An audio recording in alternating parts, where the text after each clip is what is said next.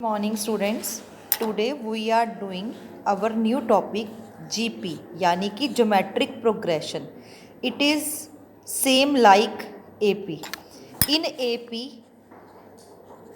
1 3 5 7 आपको कैसे पता चलता है कि कोई भी सीक्वेंस AP में है? जब आप उसका कॉमन डिफरेंस निकालते हैं, यानी कि 3 - 1 is 2, 5 - 3 is 2, 7 - 5 is 2, तो then you can say it is in AP. तो ऐसे ही GP के लिए भी क्या है, कोई भी सीरीज़ GP में कब होगी? जब उसमें रेशो और 4 टर्म्स गिवन है, first term, second term, third term, fourth term. Ratio क्या होती है? कॉमन रेशो R T2/T1 किसके इक्वल आनी चाहिए? T3/T2 equal to T4/T3 and so on. यानी कि 4/2 किया, क्या आया? 2.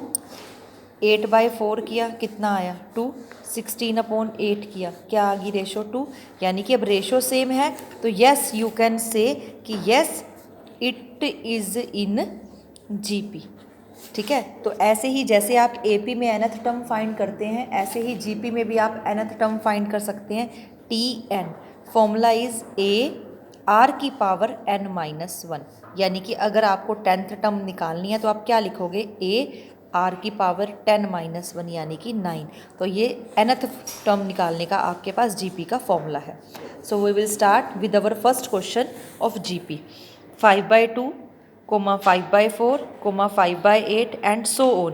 You have to find 20th term and nth term in the first question. So A is 5/2. You can find the ratio R. T2/T1, T3/T2. Find करेंगे तो ratio आपके पास क्या आ गई?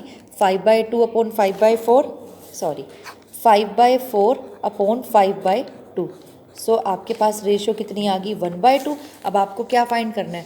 20th term. तो 20th टर्म कैसे निकालते हैं? T20 AR19. ए आपके पास कितना है? 5/2 और R कितना है? 1/2 की पावर 19.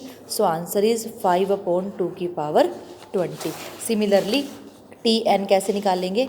ARn-1 A और यहाँ पर n की पावर, तो आंसर इज 5/2 की power n. That is the nth term of this question. Now question number 2. You have given 8th term is 192 and ratio is 2. You have to find 12th term. तो आपको क्या given है? 8th term यानी कि AR⁻7 किसके equal है? 192. यहाँ पर R की वैल्यू आपको गिवन है 2, तो 2 की power 7 is 128. So you will get A, that is 3/2. अब आपको 12th टर्म निकालनी है, दैट इज AR⁻11. तो सिंप्लीफाई करेंगे, that is the 12th term of the GP. In the next question, question number 3, आपको क्या दे रखा है?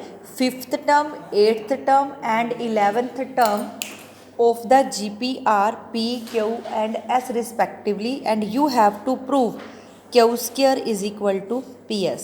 तो 5th टर्म P है, यानी कि AR4 किसके इक्वल है? P के. AR7 किसके इक्वल होगी? Q के. और AR10 यानी कि 11th को AR10 लिखेंगे, किसके इक्वल है? S के. Put the value of Q here and P and S this. तो AR7 का स्क्वायर यानी कि A² और पावर की पावर मल्टीप्लाई होती है R14. तो लेफ्ट हैंड साइड पर क्या बन गया? A² R⁻14. Right side PS AR4 into AR10. Base same है, पावर ऐड होगी 1 और 1 2, और R सेम हो गया बेस, 10 और 4 14. तो left hand side is equal to right hand side. In question number 4, you have given 4th term of GP is square of 2nd term and 1st term is -3. You have to find first of all R. T4 AR3 second term का square यानी कि AR1 का square.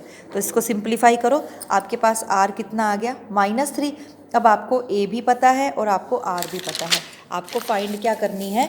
7th term, that is AR⁻6.